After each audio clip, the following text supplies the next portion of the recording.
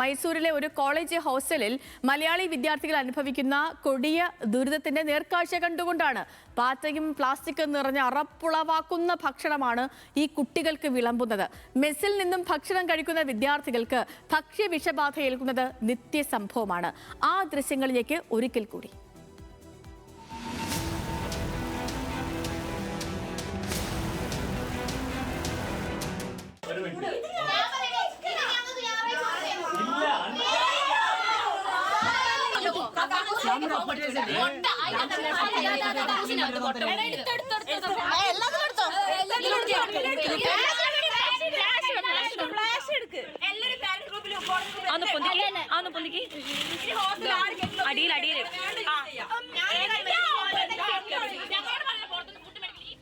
പരാതി പറഞ്ഞാൽ തങ്ങൾക്കെതിരെ നടപടി സ്വീകരിക്കുകയാണ് മാനേജ്മെന്റ് ചെയ്യുന്നതെന്നാണ് ഈ വിദ്യാർത്ഥികൾ പറയുന്നത്. മലയാളികൾ അടക്കം പഠിക്കുന്ന ഒരു കോളേജാണ്. അവിടുത്തെ വിദ്യാർത്ഥികൾ പറയുന്നത് ഇങ്ങനെയാണ്. ഗ്ലോബൽ എഡ്യൂക്കേഷൻ ട്രസ്റ്റ് എന്നൊരു സ്ഥാപനമാണ് ഈ കോളേജ് മെസ്സുകളിലേക്ക് ഭക്ഷണം എത്തിക്കുന്നത്. മെസ് ഫീസ് ഇനത്തിൽ വർഷം 80,000 രൂപ ഓരോ കുട്ടികളിൽ നിന്നും ഈടാക്കുന്നുണ്ട്. ഇതിലിപ്പോൾ KC വേണുഗോപാൽ അടക്കം ഇടപെട്ടിട്ടുണ്ട്. ഇവരോട് വിശദീകരണം ചോദിച്ചിട്ടുണ്ട് എന്നാണ് അറിയാൻ കഴിഞ്ഞത്.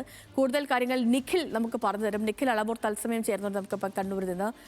Nikhil, good evening. ഇപ്പം കഴിക്കാനുള്ള ഭക്ഷണത്തിന്റെ സ്ഥിതിയാണ് നമ്മൾ ഈ കണ്ടുകൊണ്ടിരിക്കുന്നത്.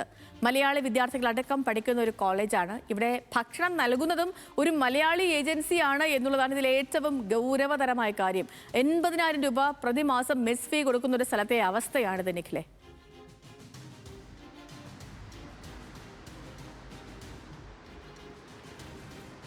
Sethu, good evening. ഏതായാലും നമ്മൾ ദൃശ്യങ്ങൾ കാണണമെന്നില്ല, പറഞ്ഞ് കേൾക്കുമ്പോൾ തന്നെ നമുക്ക് വല്ലാത്തൊരവസ്ഥ ഉണ്ടാക്കുന്നതാണ് അവിടെ നിന്ന് പുറത്തു വരുന്ന വിവരങ്ങൾ, അല്ലെങ്കിൽ ഈ വിദ്യാർത്ഥികൾ തന്നെ പുറത്തുവിട്ടിരിക്കുന്ന വിവരങ്ങൾ എന്നുള്ളത്.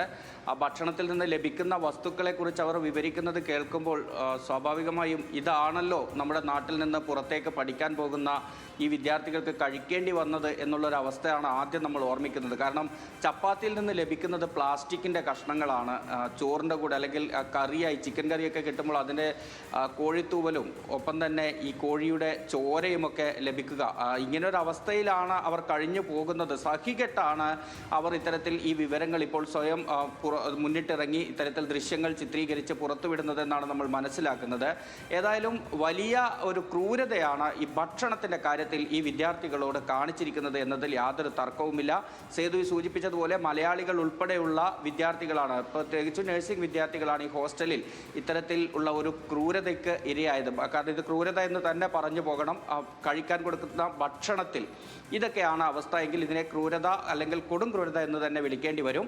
ഈ മലയാളികൾ ഉൾപ്പെടെയുള്ള വിദ്യാർത്ഥികളെ ഇത്തരത്തിൽ അവരോട് പെരുമാറിയിരിക്കുന്നത് അല്ലെങ്കിൽ അവർക്ക് ഇങ്ങനെയുള്ള ഭക്ഷണം നൽകിയിരിക്കുന്നത് മലയാളികൾ തന്നെ നടത്തുന്ന ഒരു സ്ഥാപനമാണ് എന്നുകൂടി പറയുമ്പോഴാണ് അതിൻ്റെ ഗൗരവം വർദ്ധിക്കുന്നത്. ഇത് മാത്രമല്ല, ഇത്തരത്തിൽ നിരന്തരം ഇങ്ങനെ മോശമായ ഭക്ഷണം ലഭിക്കുമ്പോൾ ചപ്പാത്തിയിൽ പ്ലാസ്റ്റിക് ലഭിക്കുക, കോഴിക്കറിയിൽ കോഴിത്തൂവലും ചോരയും ഒക്കെ ഉണ്ടാവുക, അതിൻ്റെ ചോരപ്പാടുണ്ടാവുക, ഇങ്ങനെയൊക്കെയുള്ള ഒരു അവസ്ഥയിലൂടെ കടന്നു പോകുമ്പോൾ അതിനെക്കുറിച്ച് ഈ വിദ്യാർത്ഥികൾ കോളേജ് അധികൃതരോട് പരാതി പറയാൻ പോയാൽ ഇന്റേണൽ മാർക്ക് കുറയ്ക്കുമെന്ന ഭീഷണി, സർട്ടിഫിക്കറ്റുകൾ തിരിച്ചു തരില്ല എന്ന ഭീഷണി, ഇങ്ങനെയൊക്കെയാണ് ഈ കാര്യങ്ങൾ പുറത്തു വരാതെ ഈ സ്ഥാപനങ്ങൾ, അതായത് ആ വിദ്യാഭ്യാസ സ്ഥാപനങ്ങൾ മൂടിവെച്ചത് അല്ലെങ്കിൽ ആ ഹോസ്റ്റലുകൾ മൂടിവെച്ചത് എന്നതുകൂടി വളരെ ഗൗരവത്തോടു കൂടി കാണേണ്ടുന്ന വിഷയമാണ്.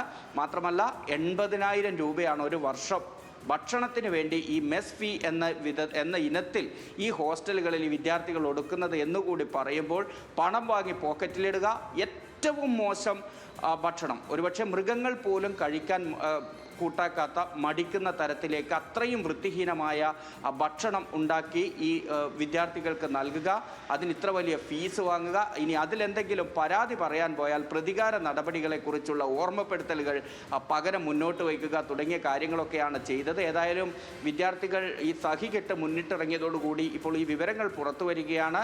അതിൽ കൃത്യമായ ഇടപെടൽ ഉണ്ടാവുകയാണ്. നമുക്ക് ലഭിക്കുന്ന വിവരമനുസരിച്ച് ഈ ഗ്ലോബൽ എഡ്യൂക്കേഷണൽ ട്രസ്റ്റ് എന്ന് പറയുന്ന സ്ഥാപനം, നമ്മൾ നേരത്തെ പറഞ്ഞ മലയാളികളുടെ ഉടമസ്ഥതയിലുള്ള ആ സ്ഥാപനമാണ് 5ഓളം ഇത്തരത്തിലുള്ള ഹോസ്റ്റലുകളിലേക്ക് ഭക്ഷണം എത്തിച്ചിരുന്നത്. അവരുടെ ലൈസൻസ് ഉൾപ്പെടെ റദ്ദാക്കാനുള്ള നടപടികളിലേക്ക് കടന്നു എന്നാണ് നമ്മൾ മനസ്സിലാക്കുന്നത്. ഈ ദൃശ്യങ്ങളും വാർത്തയും ഒക്കെ പുറത്തു വന്നതോടുകൂടി KC വേണുഗോപാൽ MP അവിടെ ഇടപെട്ടു.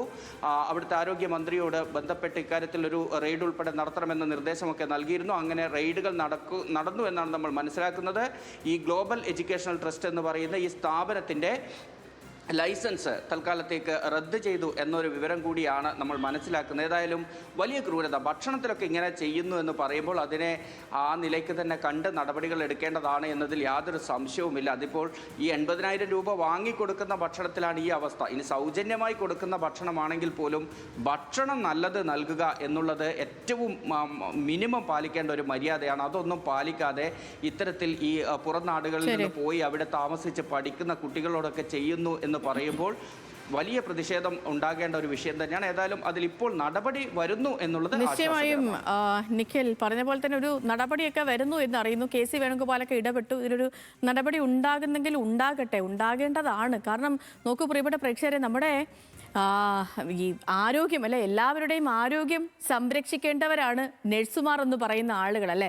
അവരുടെ ഒരു ഉത്തരവാദിത്വം ഒക്കെയും അങ്ങനെ തന്നെയാണ്. അങ്ങനെ ഉള്ളവർക്കാണ് ഈ കൊടിയ ക്രൂരത നേരിടേണ്ടി വരുന്നത് എന്നുള്ളതാണ് ഇവിടുത്തെ ഒരു യാഥാർത്ഥ്യം. പിള്ളേരെയൊക്കെ പഠിക്കാൻ വേണ്ടിയിട്ട് അന്യ സംസ്ഥാനങ്ങളിലേക്കും മറ്റ് കാര്യങ്ങളിലേക്കൊക്കെ അയക്കുന്നവർ ഈ രക്ഷിതാക്കൾ കൂടി മറ്റ് കാര്യങ്ങൾ കൂടി ഫോളോ അപ്പ് ചെയ്യണം. പിള്ളേരെ വെറുതെ അവിടെ വിട്ട് പഠിപ്പിക്കുന്നു എന്നതല്ല, അവർ എന്ത് ഭക്ഷണം അവർ കഴിക്കുന്നു, അവരവിടെ മാനസിക സമ്മർദ്ദങ്ങളൊക്കെ നേരിടുന്നുണ്ടോ എന്ന കാര്യങ്ങൾ കൂടി നമ്മൾ മനസ്സിലാക്കുകയും വിലയിരുത്തേണ്ടി വരും. ഈ കഴിഞ്ഞ ദിവസമാണ് ആദിത്യൻ എന്നൊരു കുട്ടിക്ക് ബംഗളൂരുവിൽ വെച്ച് അധ്യാപകന്റെ മോശം പെരുമാറ്റത്തെ തുടർന്നുണ്ടായ മാനസിക സമ്മർദ്ദത്തെ തുടർന്ന് ആ കുട്ടിക്ക് ജീവൻ ഒടുക്കേണ്ടി വന്ന ഒരു അവസ്ഥയുണ്ട്. അഞ്ചരക്കണ്ടിയിലെ കുട്ടിയുടെ കാര്യങ്ങൾ നമ്മൾ സംസാരിച്ചു കൊണ്ടിരിക്കുന്നു. ഇങ്ങനെ പിള്ളേർക്കൊക്കെ അധ്യാപകരിൽ നിന്ന് മോശം അനുഭവങ്ങൾ ഉണ്ടാകുന്നു, അവർ ജീവൻ വെടിയുന്ന അവസ്ഥയുണ്ടാകുന്നു.